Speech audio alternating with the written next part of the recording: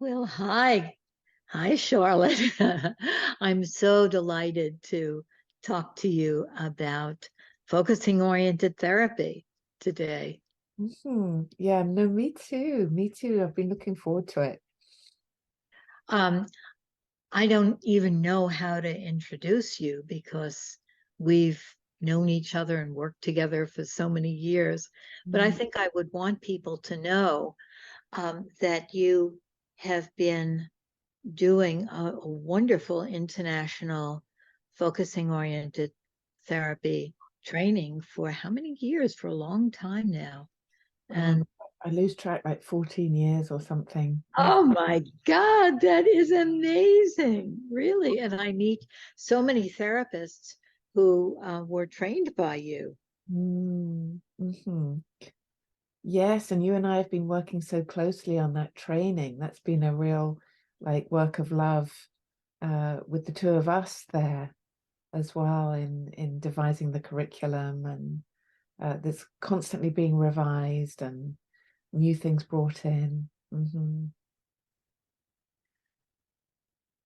You bring your own very special sensibility, your own style, and your own nurturing. It's like your students are your chicks, your baby chicks, and you bring them along and and cultivate each one of them. It's really quite beautiful. Yeah, well, I mean, I think also because those trainings are so much experiential, Mhm. the teaching is only the didactic is only a piece of it.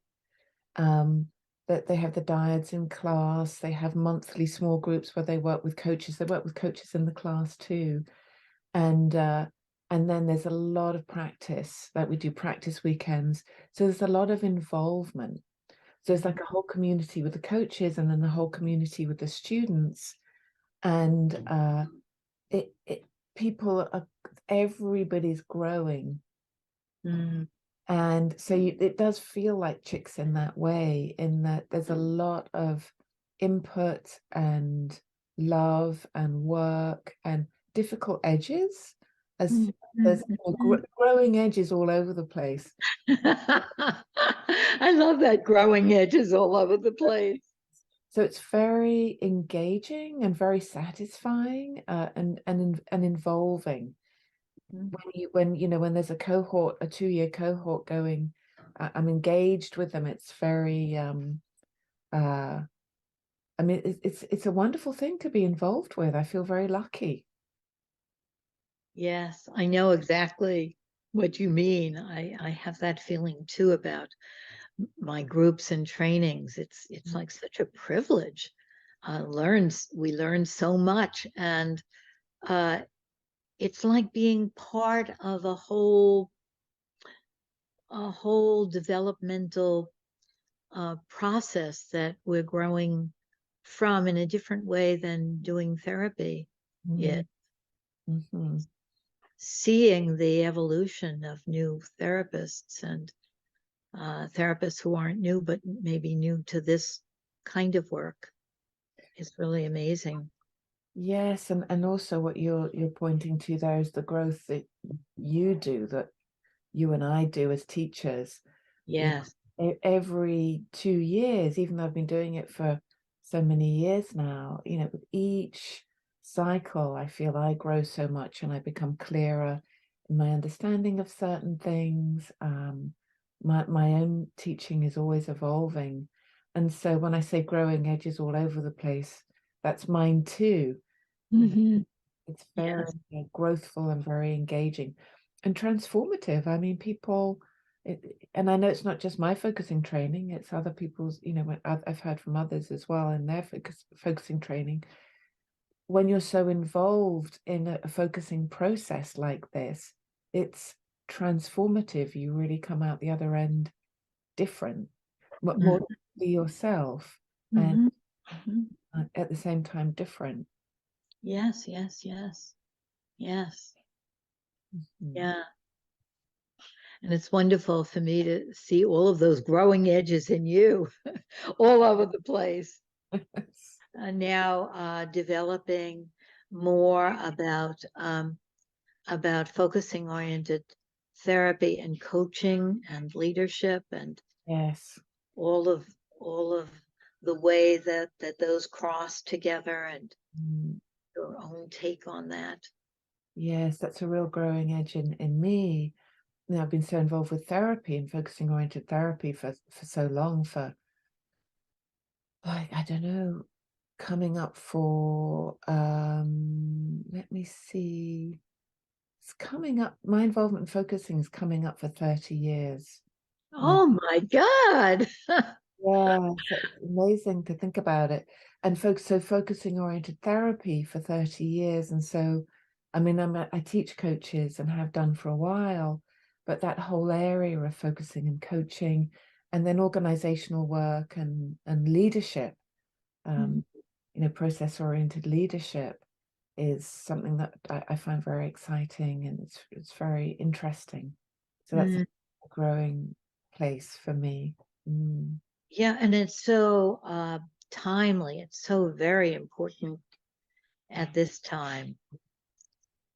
And it seems like a natural outgrowth of um, focusing oriented therapy that honors and cherishes the evolution of the individual. And then naturally, since we are interaction and we are much more than the individual self, um, to broaden that out to leadership and groups and Mm. coaching and a wider Mm. network seems very natural and very important now.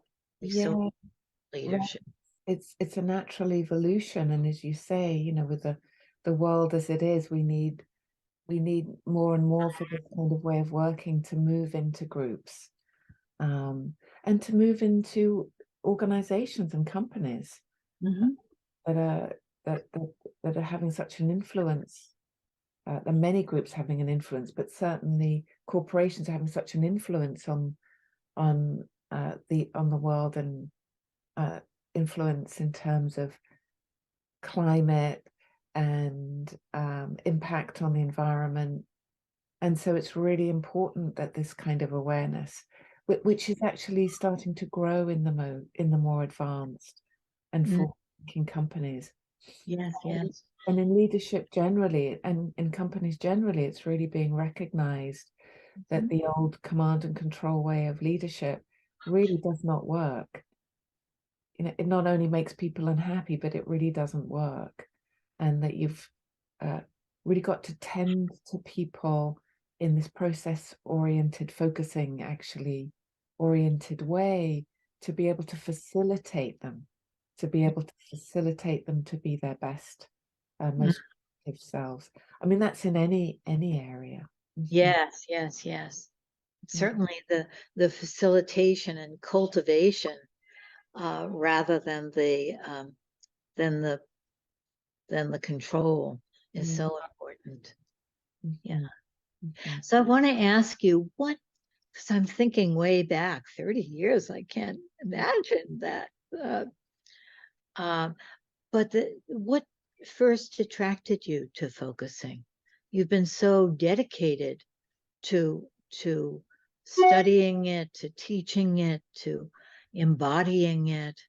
Mhm. And I want people to know that you and your husband Richard are responsible for those videos that we have of Jean about focusing oriented therapy and those demos that we have that Yeah. are so precious. And you're responsible for videoing many of them. So glad I did that. So glad I did that. You knew in those early days Mm. that that was historic. And many people didn't know that this was precious, and no matter what was happening, I remember, you would just get up and go with your camera and Yeah. or get Richard to go um, and capture those moments. Mhm.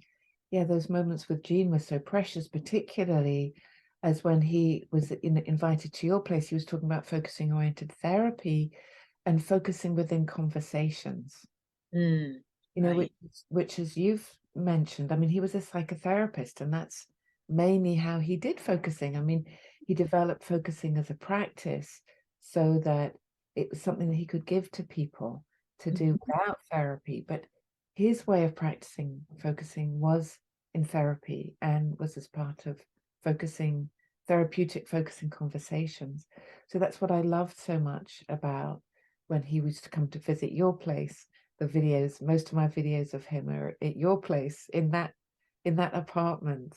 Yes, yes, yes, yes. It was You know, wonderful. I'm remembering when you say that that when I was his client all those years ago, he only brought up focusing once, and then I didn't even really take to it or know what he was talking about, and he just discarded it as he goes like, well, no, Mm, let's not think about that.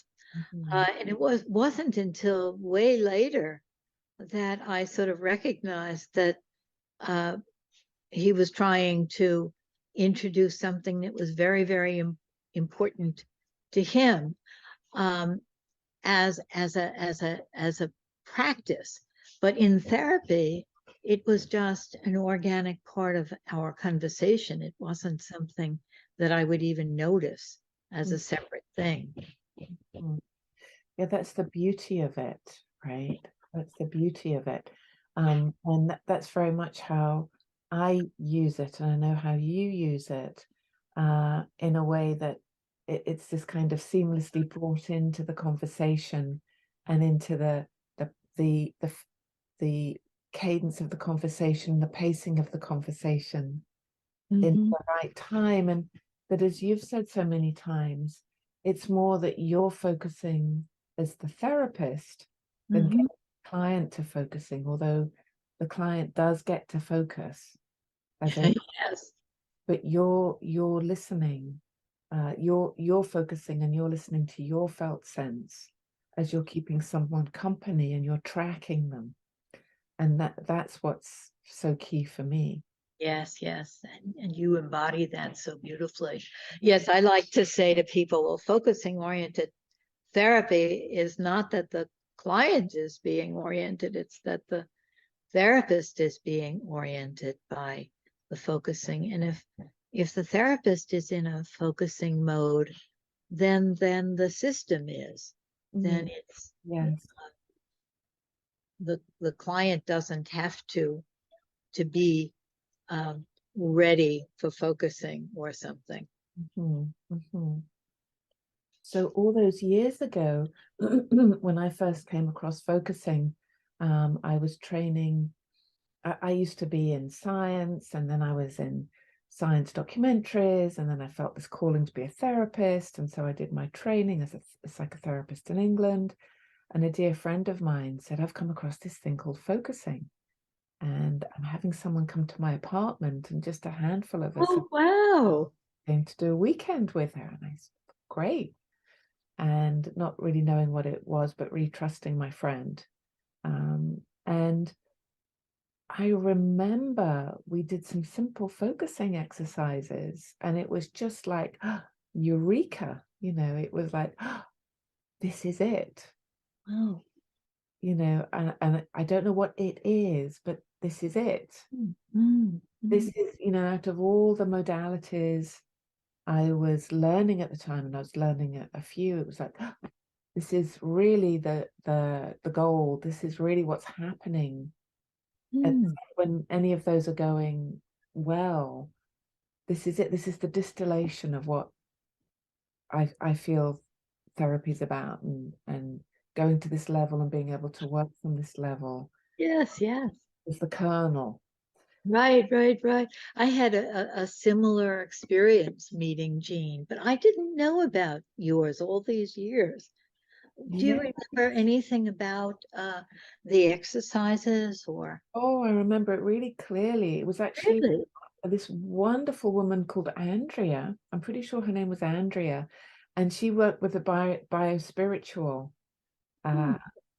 from that school, and really just a lovely woman. And it was just, you know, like going in, doing partnership, the going inside, the making of something, the slowing it down, the focusing attitude. And I remember it so clearly that, and I actually found a golden egg. Golden egg. And as I found this golden egg, it was like, oh wow. I was finding a golden egg inside me, but it was also the focusing process felt like Yes, was the golden egg. Yes. it. Isn't that something? And it's like all the lights went on, and it was like, "Ah, this is it. I found it."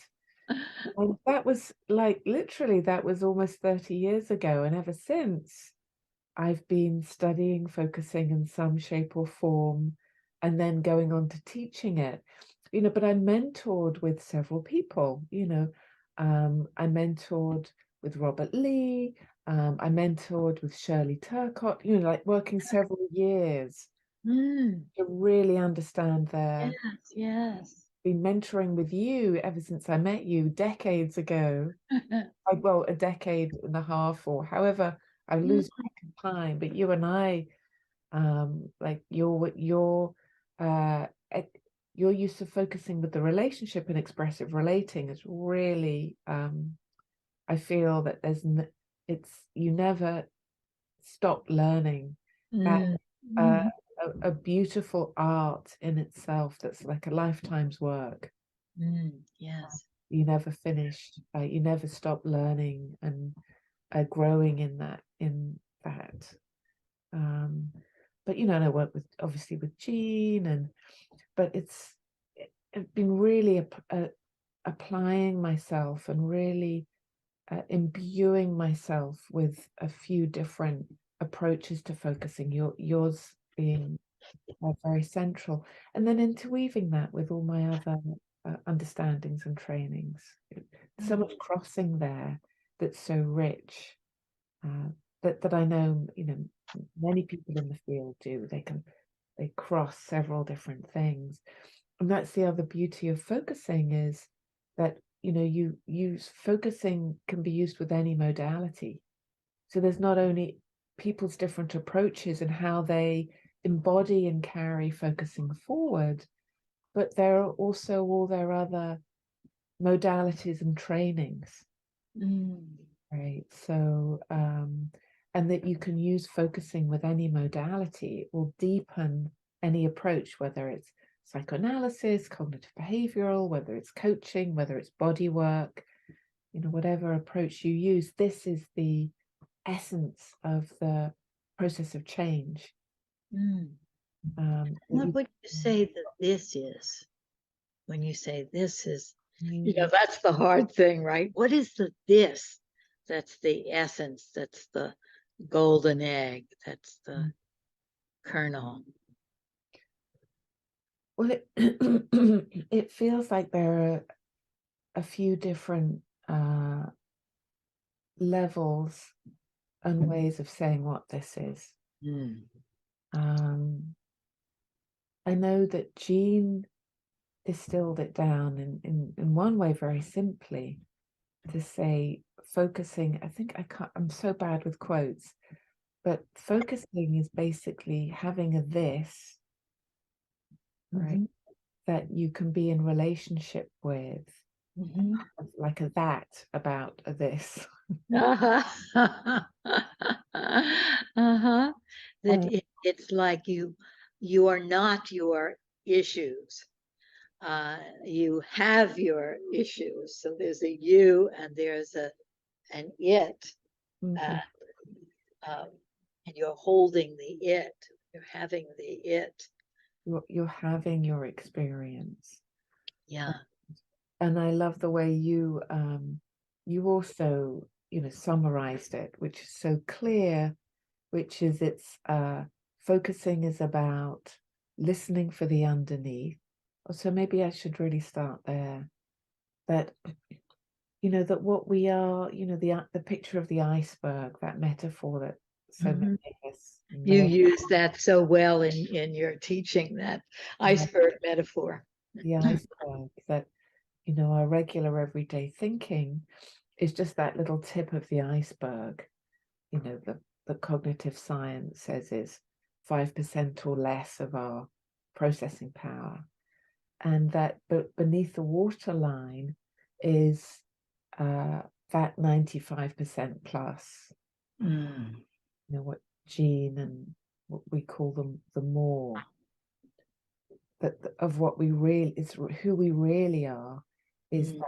that big vast underneath the. Yes, yes, yes. And so when you're listening to somebody, when you're keeping company, you're listening for how that more is peaking up above Yes.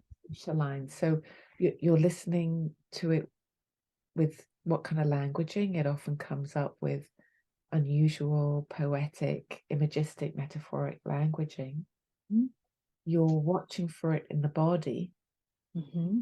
because you see it coming up when there is like someone becomes animated, or there's a tearing, or the face may flush, or there's a sigh, or the voice could change, or there's a pause, but Mm-hmm. a pregnant pause. It's not an empty, dissociated, or struggling pause. It's a full of more pause. So you're listening to the language, you're watching the body, and more importantly, you're listening, or as importantly, you're listening with your own body. Mm. Yes. You're listening with your own, like beneath the waterline, you're tracking them, tracking the person and joining the person. And I'm noticing your hand motions and your, you know, and there's so much in the hands, right? And Mhm. it Yeah. comes through you in those hand motions. Yes. So you're listening and watching and feeling for the more that you know is there and that's emerging. So I when I sit down with a client, I'm coming with that intention. Mm. Yes. I know that there's a more that needs to be said, and I know that there's a more that's trying to emerge. Yes. You know, what we call the deeper point, that 95%, there's a deeper point that's made and that's coming from that 95%, that the person doesn't know what that is, and I don't know what that is, but I know it's going to be coming. Yes. Yes. So when somebody starts a session and they're laying out what they're up against or what they're bringing, I'm listening to that content. I'm Mm-hmm. tracking the content that's above the waterline, and I'm going in with the intention to listen to what's coming, what that content's evoking, Mm. Yes. and what's moving and coming from the underneath. So I'm feeling it. Jean talks about that what we are made of is interaction, what we are is interaction. And you and I know that's a whole big something that we can't really go into now. That's a whole big, Oh, philosophical. Yes. philosophical, Spiritual, everything. Yes. a whole big something. But that in that one interaction that we are, that you say is not a merger, we're still very uniquely our own individual selves, but there is a one interaction that we're being. I'm listening to that with my body and my own felt sense, Yeah. to be able to point to when something's emerging. So you're listening to the to use a different metaphor, to the music or the beat behind the words. And you're listening in your own body and your own system to how it's impacting you, and how in your empathic joining, how you experience it, your felt sense of their experience, and sort of feeling into that 95%, Mm. when the person is maybe not even consciously aware that's what they're expressing. Mhm. Mhm. Right. So I'm listening to the content and tracking the content of what they're up against and what they're bringing. I'm listening for the words and the felt sense words, watching the body and listening with my own body. So those all happening at the same time, and noticing where the underneath is peeking through in Yes. content, and, Hmm. and then I'm pointing. Yes, yes. And also how that content is a beautiful story about the underneath. Mm, You mm, know, uh, how the person's what we used to call symptoms, or some people still call symptoms. And mm, I love that Jean never uses that kind of language. But what we used to call symptoms, how they're an expression of this big story underneath. mm, And it becomes so interesting, mm, even even when maybe the person is stuck in saying the same things over and over, or not knowing what to say, or not having words. That sense of this mysterious big story, that this up here is an expression of, uh, mhm.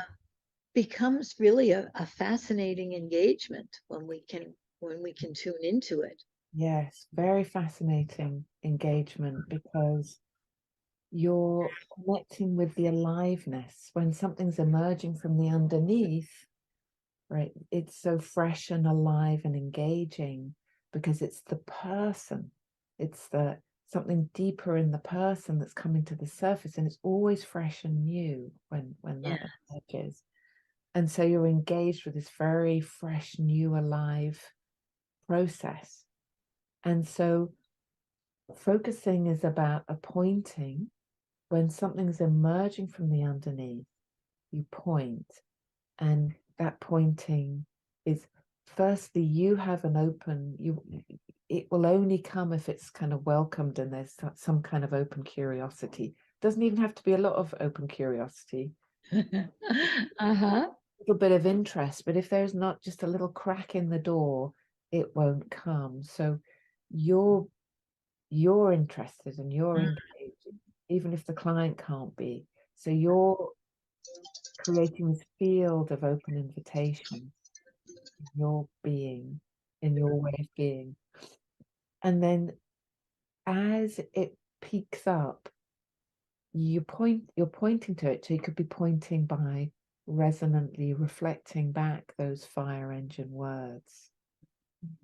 Or you could be pointing by just saying, oh, when you said da da da, that it felt like a little something came here. I don't know what that was, or even if I got that right.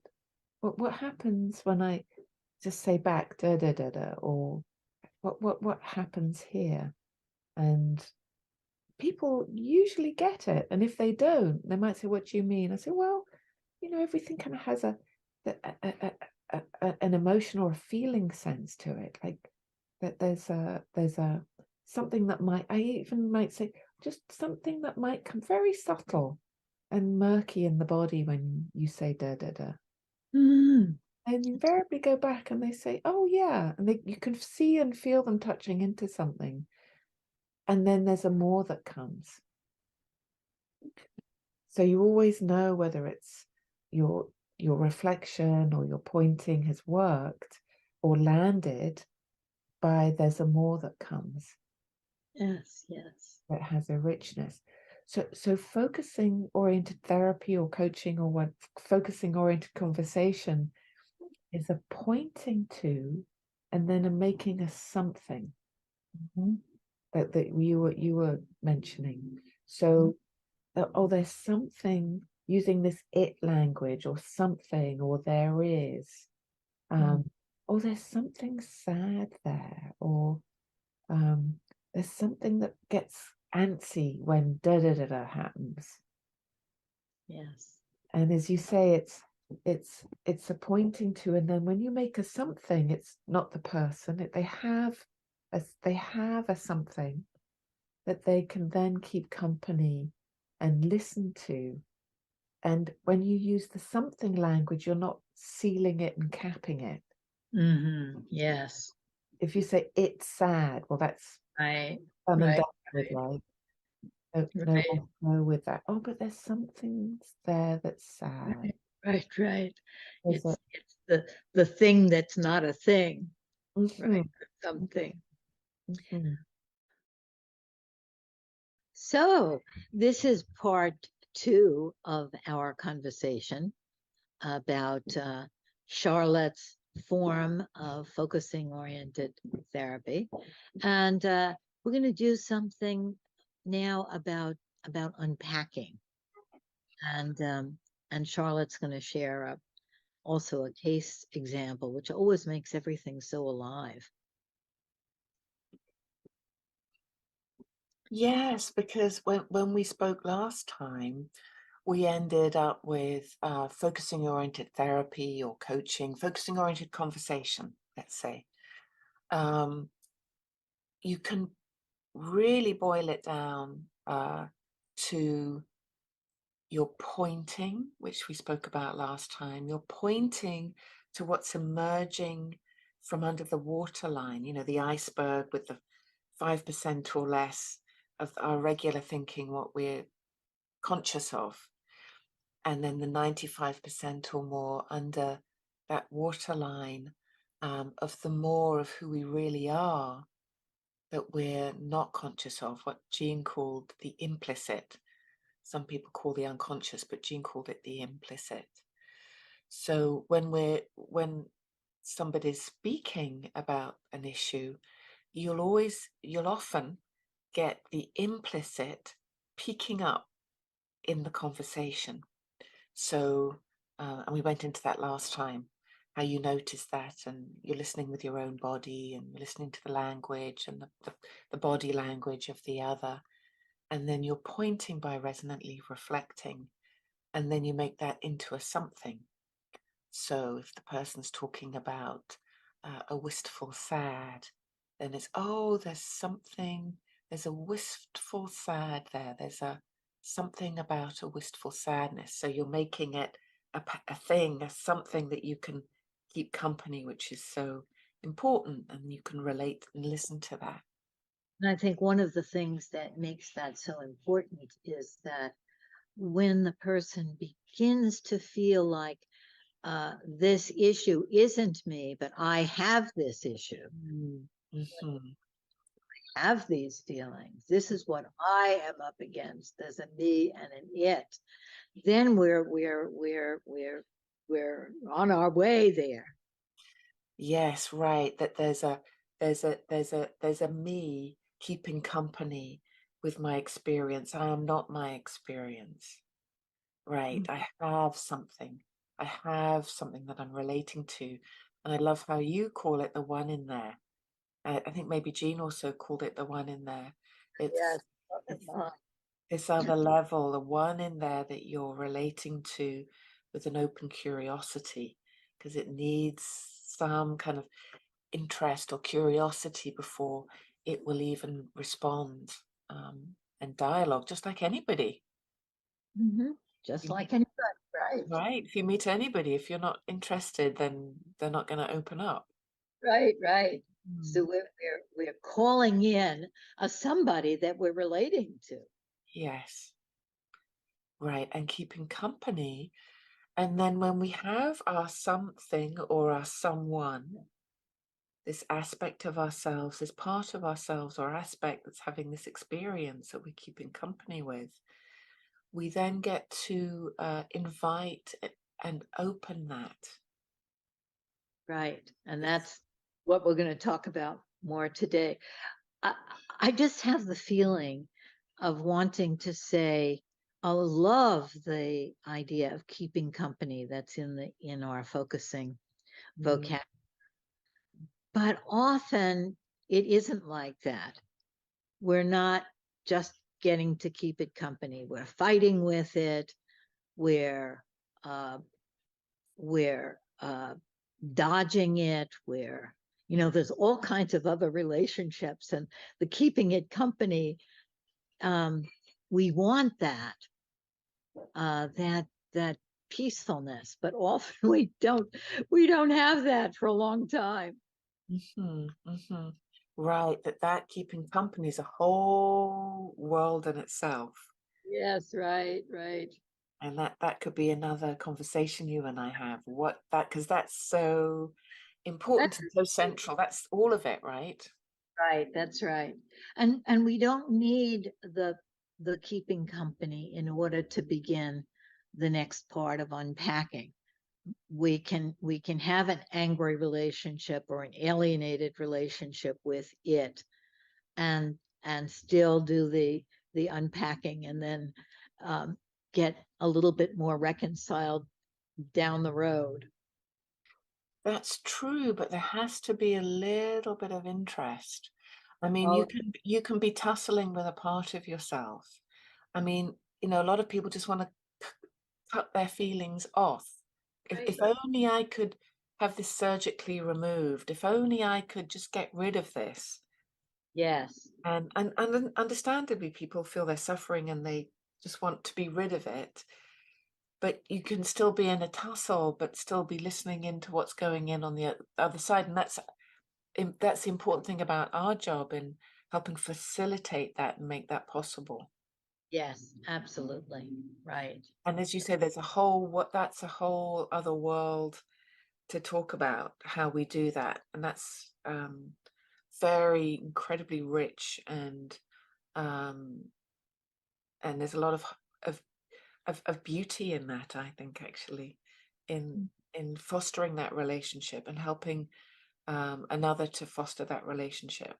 And has many dimensions in it. It's the relationship we're having and creating. It's a whole, goes in lots of different directions. Yeah, and we'll do a video on that next time. But I interrupted you, and you were about to tell us more about the unpacking process. So I also want to mention here, when we're talking about the unpacking process as well, that you don't have to even mention the body. I work with therapists and coaches who say, how can I work with focusing? If I mention the body, my clients go, oh, they either have a no reaction could be for many reasons, or they think it's hokey, or they have their own thing about bodies. Yes. You never have to mention body. And some helpful ways of opening, inviting the client or the two of you unpacking this something together, is something called shift questions. So if somebody is, let's say, fearful, oh, so there's something fearful there. And then you could ask, what makes that so fearful? Or what's the worst of that fearful? Or what's the crux of that fearful? Even just asking, oh, so there's a fearful, what's in that? What's in that fearful? Right? Not even having to mention the body. I actually just had a session with somebody before we met, who is planning to move job. It's a big move for her. And at the beginning, she mentioned 3 things. She said a lot of things, but I noticed there were 3 main buckets. One bucket was a sadness. One bucket was a fear. And then the other bucket was not knowing what she's going to do in the future. And they're all related, but it was very helpful making them, those 3 things, into some things. And then we went into each one. So what's in that? What's in that sad? And then she opened all of that up. And then what's in the fear? We opened all of that up. What's in the not knowing about the future? We opened that up. And so many strands were able to be expressed and moved forward, that she was then able to come to the place of, actually, I'm really excited. and this sense of freedom, that actually her new job, potential new job, there was all this freedom. And of course there's fear in that about change, and but there's all these possibilities for her creativity to be engaged. So it was just a really lovely process of going through the layers of unpacking that then allowed her to come very organically. There was no skipping over anything. Everything got to be included for her to then come to this place of excitement about what she was doing. And I can see your excitement in it, even now, thinking about it. Well, it's so enlivening and exciting being with somebody who's working on their leading edge and Yes. being able to say all that's there. And then as you express it, as she expresses it, it just very organically, the implicit intricacy that Jean talks about, as the implicit intricacy emerges and expresses and carries forward, it's so engaging and enlivening and affirming to be with someone, whatever they're opening up. Yes, whatever they're opening up, even very disturbing things. Opening up has its own life. I wanted to say also that one of the things that's so exciting about it is that we're not just unpacking something that's already there, like the old psychoanalysis where you're unpacking what's in the unconscious, and we find this and we find this, and the therapist can anticipate with interpretation some things that are already there that are hidden. But in this view, unpacking takes on a different, a little bit of a different face, because it's not already there. Right. It is emerging, it's unfolding, but it's not already there folded up. It's coming into, it's always changing and coming into life as we're finding it, as we're discovering it, we're also creating it. And along those lines, could I share another case? Because cases are really interesting. They are. Another focusing conversation. So this was like another unpacking in that way that you're talking about it. So it's this, as Jean said, the implicit is this fluid, interconnected web of everything affecting everything. And as you bring your attention to it, all these threads that are implying underneath get to move forward. And as you say, it's not that there are things underneath, it's this very fluid, organic forward movement of a whole person. And I was speaking to another client in a similar, well, it's to do with her work, and it's to do with how she is in her life, because she's really struggling about her own life forward direction with career. And so she was trying to sort through all the layers of that for herself. And she said that she was saying how one of the dilemmas she has in life is that she puts others first. But there's a paradox in there, because she's putting others first and so feels invisible, but she's also putting herself in the middle. She's at the center. She's the one that's doing it and putting everybody first. And yet she feels it's a paradox, because she's the one doing it and she's in the middle. So she's in the center, putting others first, but she's feeling invisible. So that's a pattern she was talking about. And she does that in her work too. And then she went on to say she knows what's valuable to her. And what's valuable to her in life and in work is to be collaborative, to do something good and meaningful in the world, to have clear communication. That's a really important element for her. And to use her brain, right? So she has all the ingredients of what she knows is valuable and meaningful, but she doesn't know what to do with it. Uh-huh. And so she started with these two things: what's valuable to her, and this weird thing she does where she puts other people first but feels invisible, and she's doing it. So I just asked her, so here we have our thing to unpack. Mhm. And so I started making it a something by saying, what's the feeling of all that, of putting others first but being at the center? And just motioned to my body, and she said, it's floaty. Mm. So Yes. so we have our something. So I asked, what makes that floaty? Mhm. And she kind of checked inside. This is all part of a conversation. I'm not guiding her in. It's very fluid. I said, Uh-huh. what makes that so floaty? And she said that she's looking for validation from others. Mm. Um, Mhm. and that they then take what she's offering and then move on with their lives and don't acknowledge her. Mm. Mm. Right. But then as she was saying this, she was laughing.